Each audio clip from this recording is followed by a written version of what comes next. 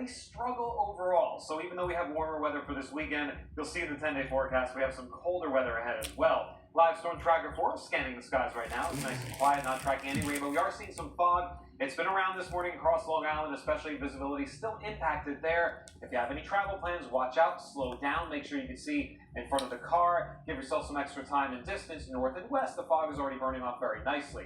Temperatures on the rise, already in the 50s, starting out in the 40s and 50s in Westchester County. Some colder spots north and west of town. Sunshine in the Bronx right now. A look at traffic moving along, a little slow there, but otherwise the roads are nice and in good shape. 51 in sunshine, back to near 60 by the middle of the afternoon. A great day outside. We'll take a look at your 10-day forecast coming up in just a few minutes. Gus, over to you. Okay, good deal, Rev. Thank you. Well, it is the video a lot of people have been waiting for and lawyers have been fighting about. Justin Timberlake struggling through field sobriety tests during the 2024 traffic stop on Long Island. Now, police released the body cam video of the arrest just late Friday after Timberlake's lawyers agreed to disclose a redacted version of the footage. Weekend today in New York's Jessica Cunnington live now from the newsroom with the latest. Jessica, good morning. Worth noting, Timberlake's team initially did not want any of this footage out there. Yeah, and we covered this just a few weeks ago, Gus. Earlier this month, Justin Timberlake sued to block the release of this footage, but his lawyers and the village of Sag Harbor agreed, as you mentioned, to this redacted version of the police body camera video from that June night in 2024. It's about 18 minutes long total, so we're going to show you how it all started. And this right here is the moments right after the pop star was pulled over. So the reason for the stop is because you're veering off to the left, and then you're not stopping at the stop signs. Yeah, sorry about that. Is this your vehicle? Whose vehicle is it? It's a rental. It's a rental? Okay. Do you have any registration with it? Do you know if they can put it in the glove box? Sure. What are you visiting? Yeah, I'm on tour. What are you doing? I'm on a world tour. A what? A world tour. Doing what? Hard to explain.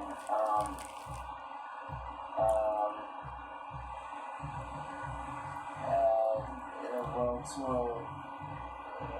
I'm Justin Timberlake. What's your name? Justin Timberlake. You are Justin Timberlake? Yeah. You have a license with you? Yeah, I do. The video goes on to show officers asking Timberlake to get out of the car to perform a series of different field sobriety tests. And at one point during one of the tests, Timberlake said his heart was racing. He told officers the tests were really hard. Back at the station, you can see he's handcuffed there as officers process his arrest for DWI. He told the officers he had one martini and was just following friends home that night. He thanked them multiple times for doing their job and officers thanked him for being cooperative. Timberlake had pleaded guilty to impaired driving in September of 2024.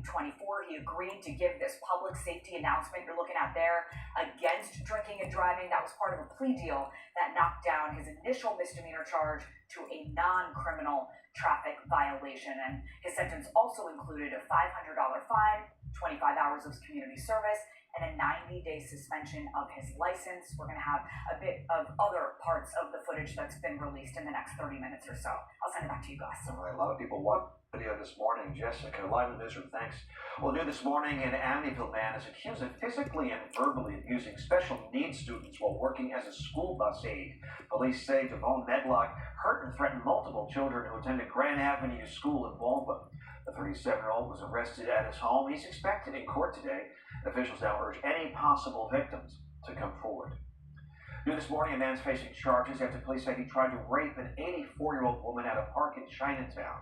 Police say 30-year-old Ian Grandison approached the victim at the Hester Street playground earlier this month. They say he then tried to sexually assault her before taking off. The woman treated at a hospital. Grandison facing several charges, including attempted rape. And this morning, we're learning more about the delivery worker who was mown down by a driver in Harlem. The video on your screen here shows a red Hyundai Tucson speeding down 125th Street right by the Apollo Theater as people on the sidewalk are running and trying to dive to safety. The car slammed into multiple vehicles, including a police unit. The police say 28-year-old Darley Zacharias was killed. Another cyclist was hurt. Zacharias' family says he was the father of a 10-year-old boy. He don't know what he's doing. He just throwing how we're coming. This is crazy, like, this is a tragic one. Police say the driver, Kevin Crosby, has now been charged with manslaughter and DUI. And a Florida man's facing charges in a deadly hit and run on the Upper East Side. Terrell Jenkins was struck and killed while crossing Lexington Avenue and East 61st Street. Police say the driver, Vincent Spanner, was behind the wheel of a tractor trailer and did not stop. Spanner is now charged with leaving the scene of a deadly crash, among other charges. And in Brooklyn, a teen is dead after police say he tried to take a photo from a tower and then fell to the ground. That near North 10th Street and Kent Avenue in Williamsburg. Police say they found that 16-year-old just around 1 yesterday afternoon, and he was taken to the hospital where he later died.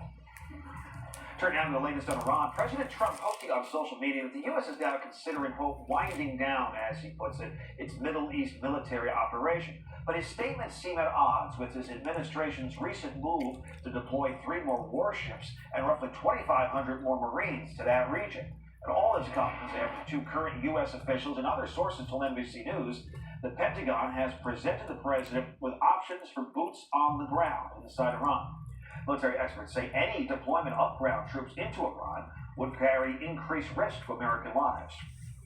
Meanwhile, Iran is issuing a new threat to parks, recreational areas, and tourist destinations worldwide. Meantime, to help with the oil supply, the Trump administration is lifting sanctions on Iranian oil that's stranded on ships at seas. This pause in sanctions expected to last into the middle of next month. This comes as the war continues to drive up gas prices across the country. National average about $3.92 a gallon. In New Jersey just yesterday, our cameras saw prices well above $4 in Secaucus. And when it comes to average prices in the tri-state, New Jersey is the high at $3.84 a gallon. New York is around $3.81, and Connecticut stands at $3.80. For a second time, a bill to fund the Department of Homeland Security has failed in the Senate.